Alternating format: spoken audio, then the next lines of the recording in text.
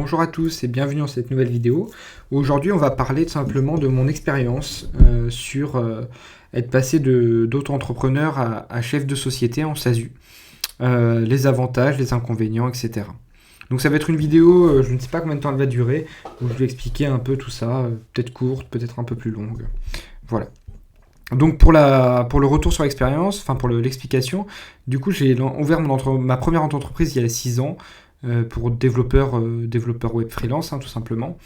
Et j'ai rapidement atteint des bons chiffres d'affaires. Je n'ai pas dépassé le plafond qui est de 72 000, mais j'ai rapidement atteint des très bons chiffres d'affaires qui m'ont fait réfléchir si je devais passer en société, etc.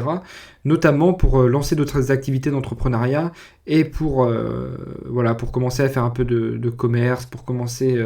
vous savez que j'ai créé un jeu de société, il y a une vidéo sur la chaîne qui est sortie il y a 2-3 jours, ce genre de choses.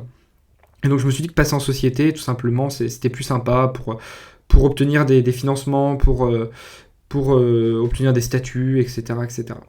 Donc là, ça a été la découverte totale, parce que l'auto-entreprise, c'est assez simple. On fait sa petite déclaration de 23%, on paye, et puis à la fin de l'année, on paye ses impôts sur le revenu avec l'abattement ou le 1%, enfin bref, assez facile, quoi.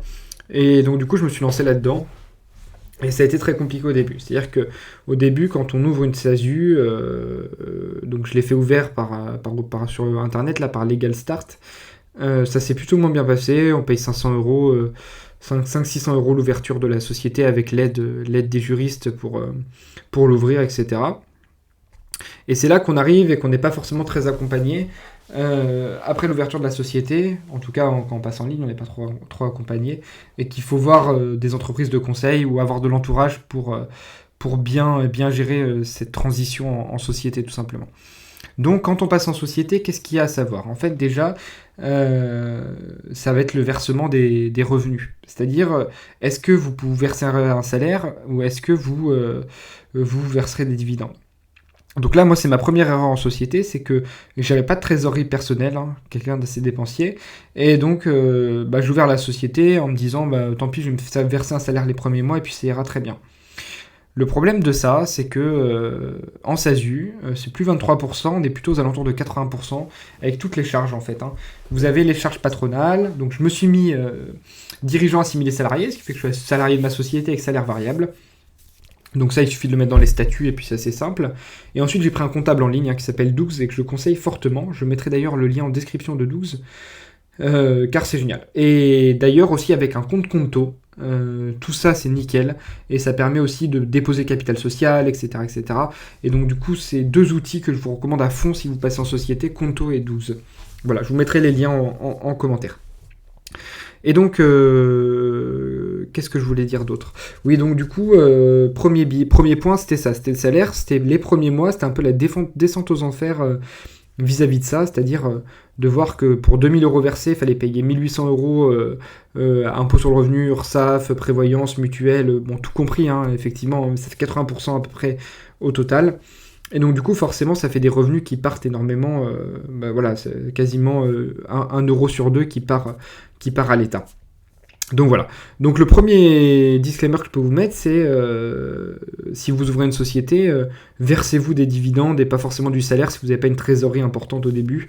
Et surtout les premières années pour la retraite, c'est pas forcément très important. Tant que vous versez minimum, il me semble, 3 SMIC par an, ou je sais plus, peut-être un peu plus, 400 par mois, enfin 450 par mois, vous cumulez votre trimestre de retraite. Donc voilà. Donc par rapport à ça, c'était le premier point négatif. Ensuite, il y a quand même eu des points très positifs en société, notamment au niveau de la mutuelle et de la prévoyance, qui sont bien meilleurs qu'en autre entreprise. Et là, justement, je vous conseille de passer par Alan, et je vous mettrai directement le lien en description aussi. Alan, qui est une mutuelle, en fait, qui regroupe tout un tas d'entreprises, et donc qui va permettre d'avoir des tarifs attractifs au niveau des remboursements, parce qu'en fait, il part du principe qu'il groupe, un peu comme une banque mutualiste, en fait, c'est une mutuelle mutualiste qui va permettre de grouper, donc d'avoir un collectif assez fort pour obtenir un prix un peu plus attractif, ainsi que des bonnes remises santé. Donc ça, c'était le premier point positif, c'est que vous pouvez tout simplement avoir une mutuelle un peu plus intéressante. Et le deuxième point positif, c'est que je ne savais pas, mais on peut payer la mutuelle entièrement par la société. Donc voilà, donc le but aussi quand on ouvre une société, ça va être tout simplement de passer le plus de frais possible en société pour diminuer son salaire, et donc dépenser le plus possible avec sa société, donc déduire de la TVA. Et donc on vient sur le chapitre TVA, c'est que du coup, dès que vous passez en société, alors en auto-entreprise aussi, dès que vous passez les 34 000, mais en société, vous devez déclarer votre TVA. Et donc comment ça marche? C'est-à-dire que quand le client va vous facturer 10 000 euros hors taxe, il va vous payer 12 000 euros avec les 20% de TVA, si vous êtes en prestation de service. Et vous allez devoir rendre cette TVA, par exemple, tous les mois à l'État, en enlevant les dépenses faites. Donc si par exemple vous achetez un ordi, un MacBook Pro à 2 000 euros à prendre, vous avez 400 euros de TVA dedans. Donc 20% de 2 400. Et du coup, vous ferez 2 000 moins 400. Du coup, vous ne rendrez plus que 1 600 euros de TVA à la fin du mois à l'État. Donc voilà comment ça marche la TVA. Donc la TVA, c'est pas forcément un revenu au début. Hein. Quand vous êtes payé 12 000, vous n'avez pas 12 000 pour vous. Déjà, il faut compter plutôt en hors taxe. Mais par contre, ça vous permet de déduire des petits achats comme ça à droite à gauche. L'autre gros avantage, c'est quand on est propriétaire, c'est qu'on peut se louer son loyer à soi-même. Ça, c'est encore un autre avantage. On peut également, donc du coup, ce que je disais, passer pas mal de frais, comme une partie de l'électricité, une partie de l'eau, du gaz, etc. On peut passer une partie des frais. On peut acheter tout son matériel professionnel directement avec la société, les abonnements, tout ça. Donc on distingue vraiment le côté pro et perso, deux comptes différents. Voilà, même s'il y a des comptes pro qui existent aussi en auto, hein, des petits comptes pro à la banque. Mais c'est vraiment le côté pratique, c'est d'avoir vraiment deux comptes à séparer. Voilà. Donc voilà pour ce point-là. Donc on arrive, on a parlé de la TVA, on a parlé des salaires, on a parlé de la prévoyance de la mutuelle. On n'a pas parlé de la comptabilité. Donc ça, c'est en plus un point négatif que positif, c'est la comptabilité. Il y a énormément de choses à faire en société, même si vous aide vachement. Hein. Mais il va falloir garder tous ces justificatifs, garder les factures, vérifier son bilan annuel à la fin de l'année. On va devoir déclarer sa TVA sur le site des impôts. On va devoir déclarer son URSSAF ou opter pour le prélèvement automatique.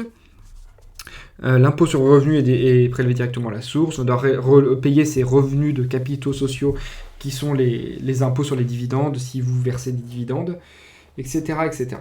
Par rapport aux charges d'une société, combien ça coûte une société? Vous pouvez compter environ entre 80 et 100 euros de comptable, hein, c'est passé par 12 avec bulletin de salaire par mois. Vous pouvez compter sur votre bénéfice 15% si vous êtes en dessous de 30 000 euros de bénéfice à la fin de l'année. Et vous pouvez compter également les charges si vous payez des salaires, et sinon encore 15 ou 30% sur les dividendes, il me semble, si vous versez des dividendes. Voilà. Donc voilà pour les revenus. Donc c'est quand même peut-être un peu moins intéressant que l'auto-entreprise, mis à part si vous versez des dividendes. Là, ça peut commencer à être intéressant parce que dans les 30% de dividendes, les revenus, les impôts sur le revenu sont compris dedans. Voilà. Donc ça, c'est quelque chose qui est très intéressant. Vous ne le déclarez pas sur votre fiche de revenu, c'est déjà compris dedans dans le tax flat ou je sais pas quoi. Voilà. Donc, voilà par rapport à une société. Le bilan, c'est que c'est pas évident à faire une transition. Il y a pas mal d'avantages. Les clients sont quand même plus sereins quand on est une société, voilà, et qu'on commence à avoir un capital social, ce genre de choses. Donc, je vais pas sûrement tout bien expliquer, mais voilà, c'est pas mon métier. Hein, mais du coup, voilà, je souhaitais quand même vous faire part de ça. Quand même des gros avantages. Je suis assez content d'être passé en société, mine de rien. Mais voilà, ce que je conseille, c'est quand même d'avoir de la trésorerie au début, personnelle ou pro. Soit vous l'achetez en société, soit vous l'avez personnellement, pour éviter de vous verser trop de salaire, parce que du coup, ça va partir tout simplement dans les poches de l'État. Et de bien s'entourer avec des bons outils, justement en ligne, hein, si ça vous intéresse, comme Dougs, comme Alan et comme, je sais plus lequel j'ai dit, Conto. Voilà, donc je vous mets les trois liens dans la vidéo, et puis en description. Et puis je vous dis bon courage hein, si vous êtes sur la création d'une SASU, et ne baissez pas les bras et allez de l'avant. Et puis je vous souhaite à tous une très bonne fin de vidéo, et puis n'hésitez pas à vous abonner, laissez un pouce bleu, et à très bientôt. Allez, ciao.